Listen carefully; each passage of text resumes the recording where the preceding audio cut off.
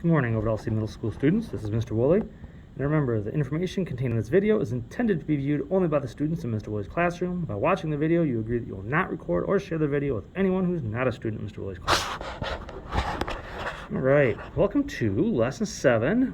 One of our focuses today is me building some equations from some word problems. All right, so here we go. It says your brother's going away to college, so you no longer have to share a bedroom. You decide to redecorate a wall by hanging 2 new posters on the wall. The wall is 14 feet wide, and each poster is 4 feet wide. You want to place the posters on the wall so that the distance from the edge of each poster to the edge of the nearest wall is the same as the distance between the posters, as shown in the diagram below. Determine that distance. So this gap between the wall and the picture, this gap between the wall and the picture, and the gap between the pictures themselves is going to be the same distance. Now we do know that the overall distance is 14 feet, and 4 feet and 4 feet are taken up by the paintings, or the pictures. So I have 3 mystery numbers, 3 x's, and then the 4 and the 4 for the pictures gives me 14 total. Now combined like terms gives me 3x, combined like terms gives me 8, so 3x plus 8 is where I get my 14 from. Take away the 8 from each side, you're left with 3x equals 6, divide each side by 3, x equals 2. So the distance between them is 2 feet each. And if you want to double check it, 2 plus 4 is 6, plus 2 is 8, plus 4 is 12, plus 2 more is 14. All right, same problem essentially again, except now they said that this time we're going to have some lights that are 25 inches wide, and this time the wall is 10 2/3 foot long. Well, let's kind of convert that to something a little more useful to us, because this is in inches and this is in feet. I can't have 2 different measurements, so I'm going to get this converted to inches. 10 feet is 120 inches, because there's 12 feet in every foot. 10 times 12 is 120. Now 2/3 of a foot would be 8 inches. Because if you took 12 inches and you want 1/3 of that, that'd be 4. Well, 2/3 makes it 8 inches. So 2/3 of 12 inches is 8. So grand total, 128 inches long. All right, so same kind of thing again. I got my 3 mystery spaces, x, x, and x, plus the 25 inches and 25 inches should total the 128. Combine your like terms, you get 3x. Combine your 25s, you get 50. Take away 50 from each side, you get 3x equals 78. Divide each side by 3. Each gap is going to be 26 inches. Or if you want to go back to feet, 2 feet, 2 inches. All right, here we go. The ages of 3 sisters are consecutive integers. The sum of their ages is 45. Calculate their ages. Use a tape diagram to find their ages. All right, so the youngest sister, we don't know what she is. We're going to call her X. The middle sister is going to be a year older, because remember I said they are 3 consecutive integers, so 1 bigger. And the oldest is going to be 2 bigger than the original. So whoever X is, the youngest sister, middle sister is a year older, and the oldest is going to be 2 years older than the original girl. Now, overall, that's going to be 45 total years. So if I add them all up, x plus 1 plus x plus 2 is going to equal 45. That means there's 1, 2, 3 x's, and then 1 and 2 make 3. So 3x plus 3 equals 45.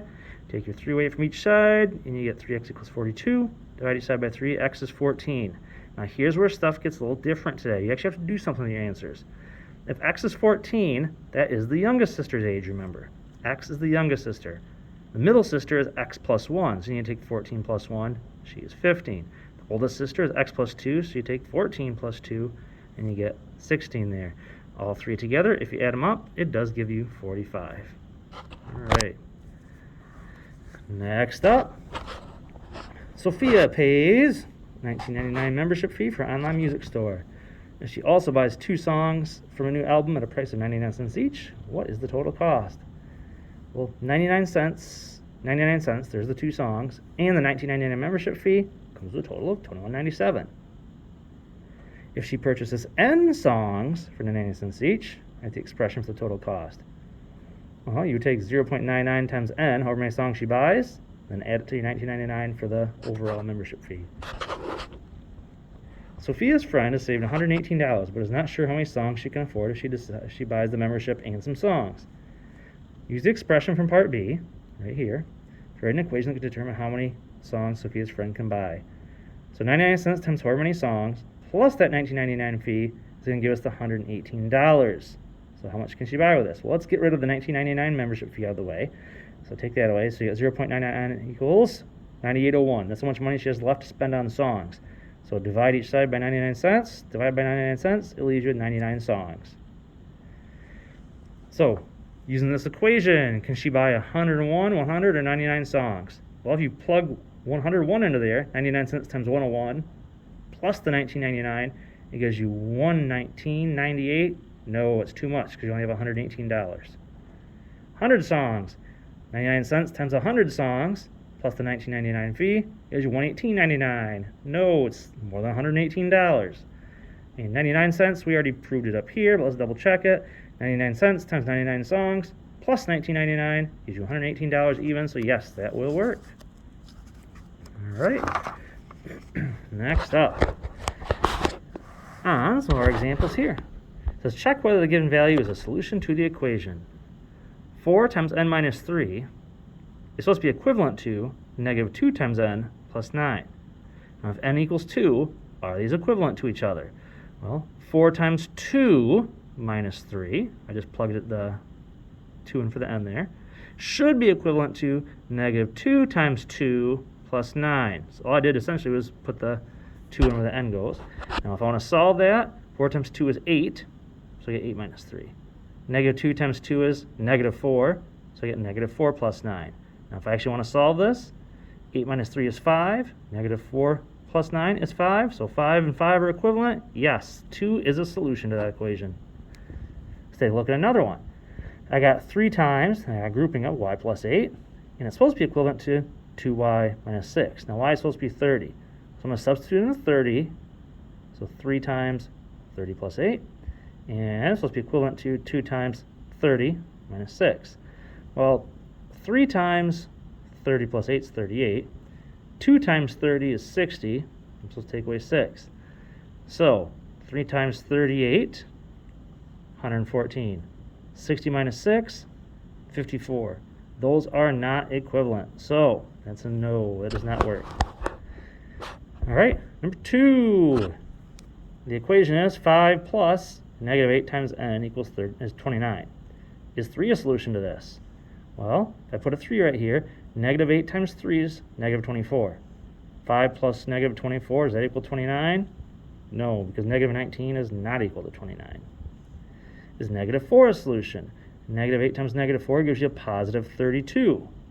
So 5 plus 32, is that 29? No, it gives you 37, so that doesn't work.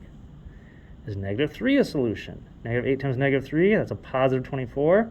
And 5 plus 24, is that 29? Yes, 29 is equivalent to 29, so yes, that works. The mystery number is negative 3. All right, here we go. I originally started out putting x's in here, and I switched it to n's. That's why I see some stuff scribbled out here. But kind of similar to one example we had. The sum of 3 consecutive integers is 36. Find the smallest integer using a tape diagram, write an equation, figure out what answers are correct here. So anyways, we'll get started. N is my first number. Since they're all consecutive, it means they're one after another. So n plus 1 means it's 1 more than the original, and then n plus 2 is 2 more than the original. So I add 1, and technically I add another one here. So altogether, n plus n gives me 3 of the n's. A 1 and a 2 gives me 3. So 3n plus 3 gives me that 36 that we're supposed to add up to. Now, get rid of the 3, take away from each side, you get 3n equals 33. Divide each side by 3, you get n equals 11. So if we transfer over, n is 11, so the first number is 11. 1 more than 11 is 12. 2 more than 11 is 13. So the numbers are 11, 12, 13. Do they add up with 36? Yes, those add up with 36. So is n 12.5? No. Is n 12? No. N was the 11 there, which we found out right here. N was 11. All right, the last few examples. Andrew's trying to create a number puzzle for his younger sister to solve. He challenges his sister to find the mystery number. When 4 is subtracted from half a number, the result is 5. The equation to represent the mystery number is 1/2 m minus 4 equals 5. Andrew's sister tries to guess the mystery number. Her first guess is 30. Is she correct? Well, half of 30 is 15. 15 minus 4, well, that's not going to be 5. It's supposed to be 11, so not going to work. Her second guess is 2. Half of 2 is 1. 1 minus 4, well, that's negative 3. So that's not going to work because that's not 5. Her final guess is 4 1/2. Well, half of 4 1/2 is like 2 1/4, or 2.25. you take away 4, you get negative 1.75. That's not equal to 5. So none of sister's guesses were correct. All right, thanks for watching. Go ahead and check out Schoology and give your homework a try.